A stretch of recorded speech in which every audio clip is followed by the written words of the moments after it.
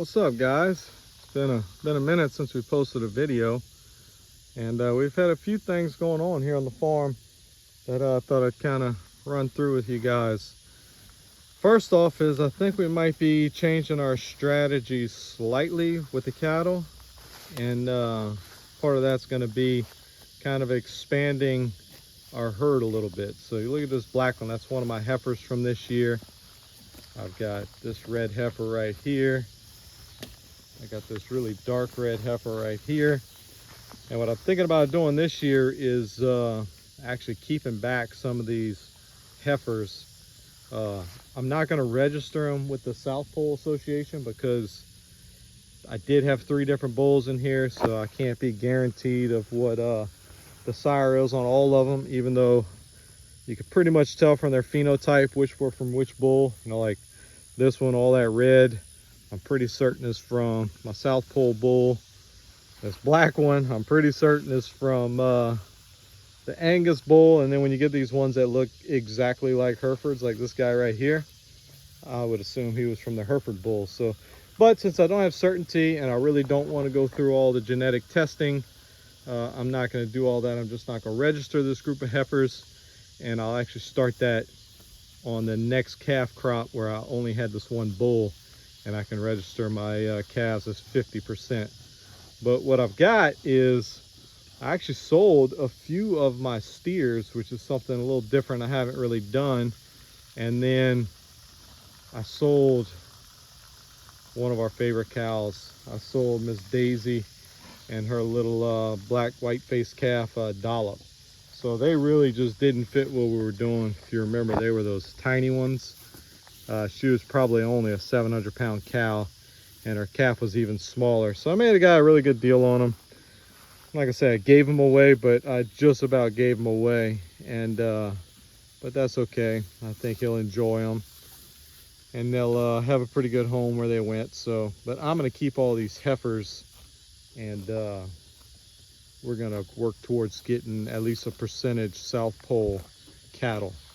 So I've got 6 heifers in here. I think I'm gonna keep all 6, and I'm gonna show you what else we're gonna sell. So this is one of the cows I'm gonna sell, and this is another case of most cows can do pretty good in any situation, but this cow comes down to genetics. If you remember, I had one cow and her calves that could never cut it on grass-fed. You know, let's just compare. This cow's been in the exact same situation, calved at the exact same time as this cow. You know, both have calves still on them, but this cow's in much better condition. And then this cow, they both had everything the same, but she just is not thriving in our situation. So I'm gonna call out, I got 2 cows I think I wanna call. And she's number 1 on my list right here. She just cannot keep the weight on.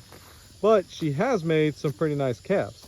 So I know her appearance is only one thing, but this is her calf. She made a really nice calf this year. So I'm gonna keep her calf, but I'm gonna get rid of her. And then I think what I'm gonna do, instead of selling beef, I'm gonna sell off a few more of these little steer calves. So like this Hereford looking calf right here, I've got 3 of these red white face and 1 black white face. I think I'm gonna keep the black one and sell these 3 red ones and see if I can't get $700 or $800 a piece for them, kind of like I did those couple I sold the other day. If I can get that, I'd feel pretty good, and then give myself a little bit more room to grow out these heifer calves. And this will be the bull.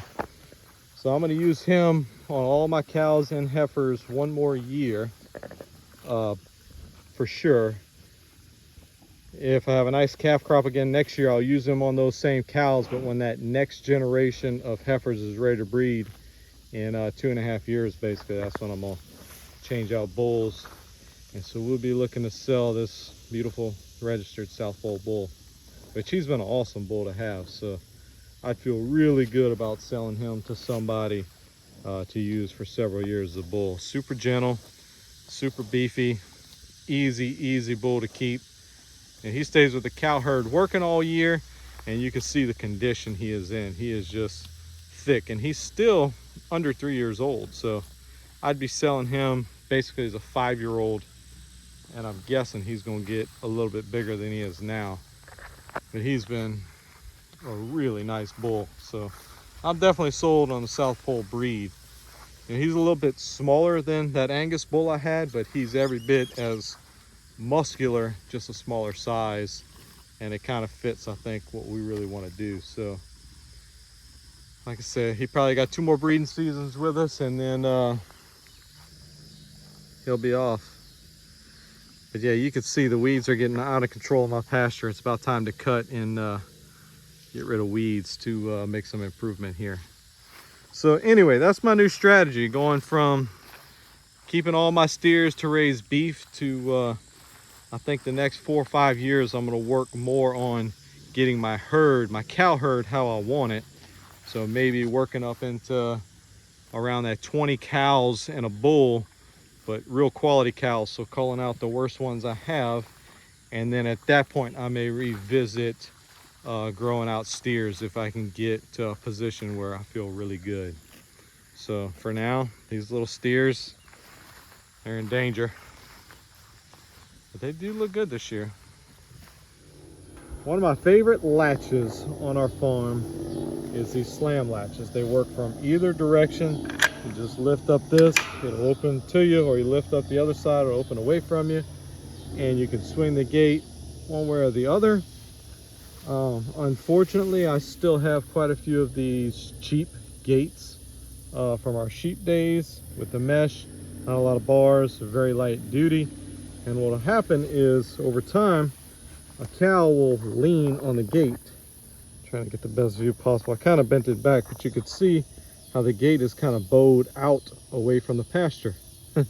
And it's not cows being obnoxious, they just come lay down by the gate, they kind of lay on it and push, and what happens is it creates a little gap, and it'll pull this knob away from the latch, and the gate will open inadvertently. So the first 2 or 3 times I'm thinking, man, I must have left the stupid gate open again or something. Got cows out everywhere, chasing them down, put them back in. A week later it happens again. A month later it happens a 3rd time, and then I just got lucky. And I was literally standing there watching one day, riding up, and I saw a cow just barely lean on the gate, and it popped open. So ever since that day, I witnessed that. Pretty much all your gates come with a little chain. Works perfect. Take the chain, hook one of the links onto the bar, and so now if they push the gate open and the main latch comes loose, they don't get out. Now they do make a lock spot right here. You could drop a lock or a pin or something in there and probably achieve the same thing. But for me, this is the really quick, really easy, and all my kids and everybody knows, you hook the chain on the latch and you're good to go. At least we know if they pop the gate open, they're not getting free. So again, school of hard knocks. Raise cows for a little while.